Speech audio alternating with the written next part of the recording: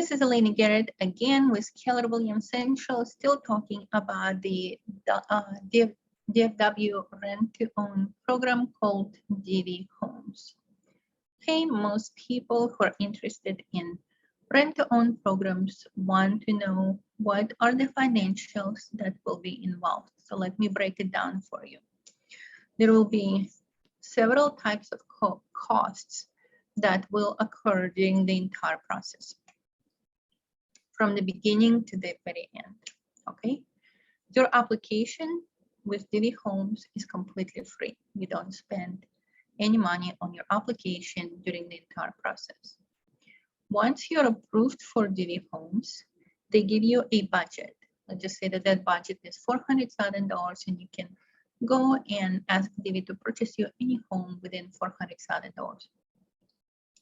Now let's imagine that the house that you picked is $400,000, right? $400,000.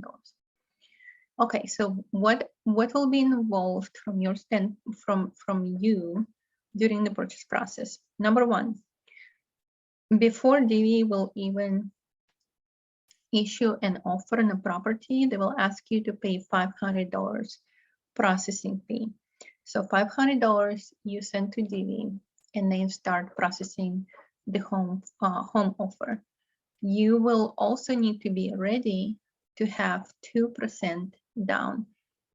So as soon as Divvy secures the seller's agreement to purchase the home and the home goes under contract, now Divvy is on the hook for the earnest money for that home. So in that particular case, let's just say that the home that you purchased or the home that you chose was $400,000.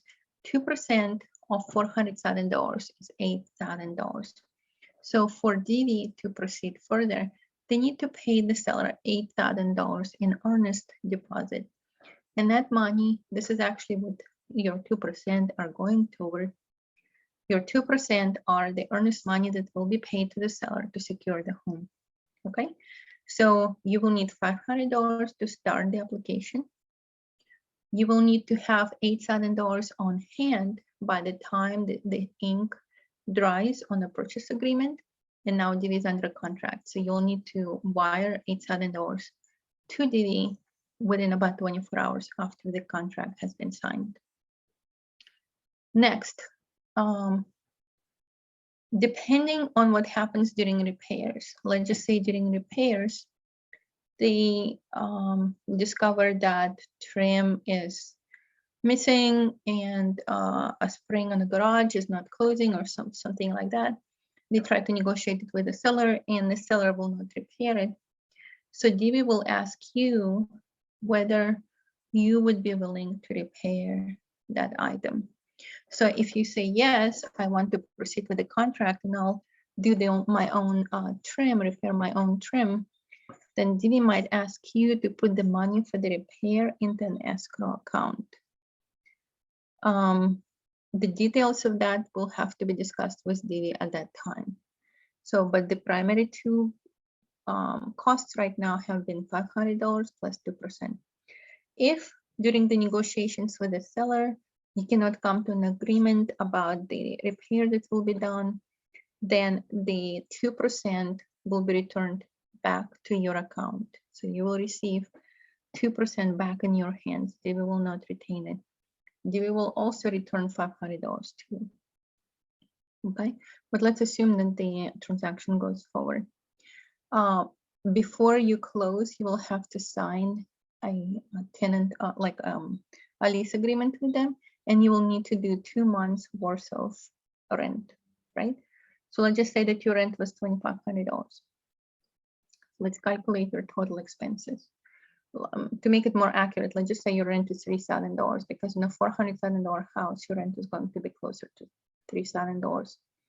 So let's just say 500 plus 8,000 plus 2 months worth of $3,000 rent is 6,000, right?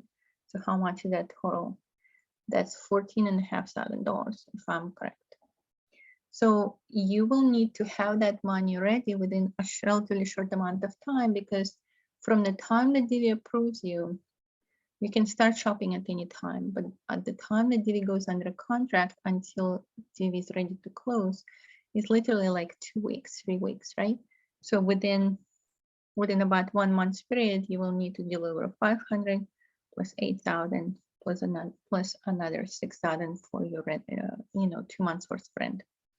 So that is the financial that will be involved before you move into the house.